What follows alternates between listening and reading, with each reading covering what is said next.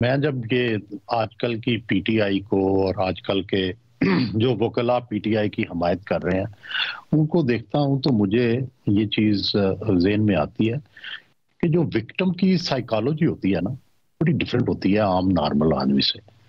और हमारी जो सियासी पार्टियां माजी में विक्टिम रही हैं, मुझे उनसे भी मिलने का, उनको देखने का, उनकी हालत जार जो है उसको जानने का माजी में तजर्बा रहा है। और आजकल भी हम उनके हालत जार पर, उनके ख्यालात पर को देखते रहते हैं। विक्टिम साइकोलॉजी में सबसे पहला जो इफेक्ट होता है नेगेटिव, वो ये होता है कि आपको दोस्त दुश्मन की जो पहचान है वो खत्म हो जाती है।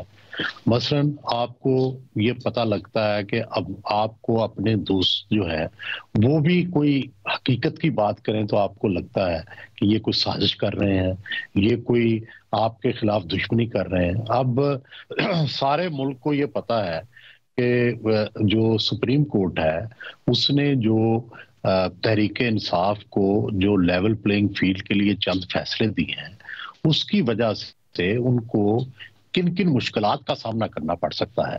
लेकिन पीटीआई की अभी भी उन पर यकीन नहीं है, अभी भी साजिशी थ्योरी पे यकीन करते हैं। मसलन जनरल बाजवा साहब थे, बहुत मोहसिन थे पीटीआई के, और जब तक वो आर्मी चीफ रहे पीटीआई के खिलाफ कुछ भी नहीं हुआ। लेकिन उनको क्या किस किस नाम से पुकारा गया, मीर जाफर, मीर सादक।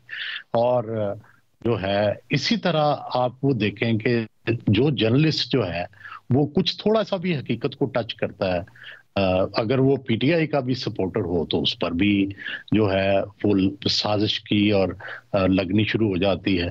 तो मुझे ये अंदाजा है कि जो महरूम कौमियतें हैं वो भी ऐसा ही समझती हैं। जैसे मसलन हमारे यहाँ बलूचिस्तान या पख्तून इलाके में या सिंध के इलाकों में कोई पंजाबी जो है उनके हक में भी बात करे तो वो शक करते थे कई दफा कि ये भी कोई दरअसल फौज की कोई साजिश होगी कि जो ये बात कर रहे हैं। तो इसी तरह इस वक्त पीटीआई की सूरत हाल है।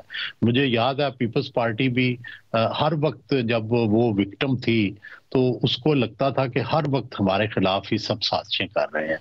तो प्रॉब्लम यह है कि जब तक आप इस कंडीशन से नहीं निकलते, आप सही तज्जिया नहीं कर सकते और आप सही हालात हाजरा जो है उसको भी नहीं जज कर सकते। तो अगर जाहिर है जिस तरह से हमने हमेशा से देखा कि भुट्टो साहब का जो केस था वो एक सियासी केस था, हम उसको जुडिशियल मर्डर कहते हैं। लेकिन इसके बावजूद भी जो वकला होते हैं उनको सीरियसली लीगल इश्यूज जो हैं उनके ऊपर ही राय देनी चाहिए। उनको वो कोशिश ये करनी चाहिए कि ये वो सियासी इश्यूज जो हैं वो सियासत के मैदान में डिस्कस हों, सुप्रीम कोर्ट में लॉ पॉइंट्स के ऊपर और लीगल इश्यूज के ऊपर बात करें, चाहे फैसला उसको सियासी आ जाए या उसके सियासी मुज़मरात हों।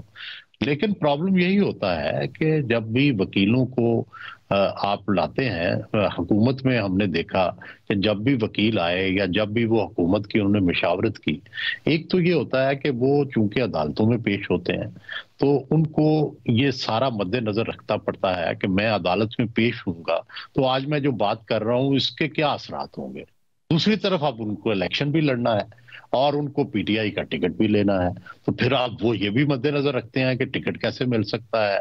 जैसे भट्टी साहब ने कहा कि जी उनको अपनी इमेज की भी सबको फिक्र पड़ गई है कि हम अब ट्विटर पर और फेसबुक पर और अखबारों में हमें कैसे प्रेजेंट किया जाता है।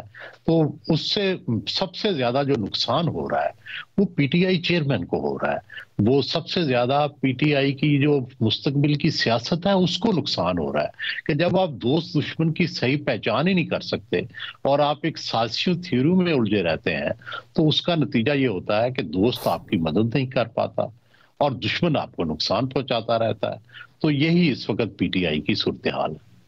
सुहेल साहब, ये बताइएगा इससे बेहतर क्या हो सकता था, क्योंकि इस वक्त जब हम देख रहे हैं ज़्यादातर जो लीडरान हैं वो ज़ेर अताब हैं, तो फिर यही ऑप्शन बची थी? नहीं, देखें बड़ा आसान था तरीका। होता यह है, मैंने पहले भी मिसालें दी हैं इस प्रोग्राम में कि देखें जनरल मुशर्रफ थे ना, तो बीबी ने क्या किया कि मखदूम अमीन फ़हीम को आगे कर दिया। जिनकी एस्टेब्लिशमेंट से अच्छे तल्लुकात थे। हमने देखा कि नवाज शरीफ ने जब जद्दा में थे तो शहबाज शरीफ को पार्टी का सदर बना दिया, क्योंकि वो एस्टेब्लिशमेंट से उनकी बातचीत होती रहती थी, वो उनके फेवरेट थे। तो मेरा ये ख्याल है कि जो मुश्किल हालात आते हैं, हम भी हमारे घरों में भी या हमारे अदारों में भी, तो हम ये करते हैं कि हम ऐसा बंदे को अपना लीडर बना लेते हैं जो हमारे लिए भी काबिल कबूल हो और हमारे जो मुखालिफ हैं उनके लिए भी काबिल कबूल हो, ताकि बातचीत तो शुरू हो।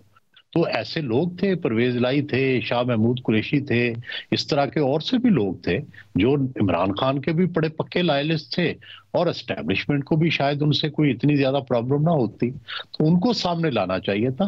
तो ये एक तरीका था जिससे रास्ते खुल जाते।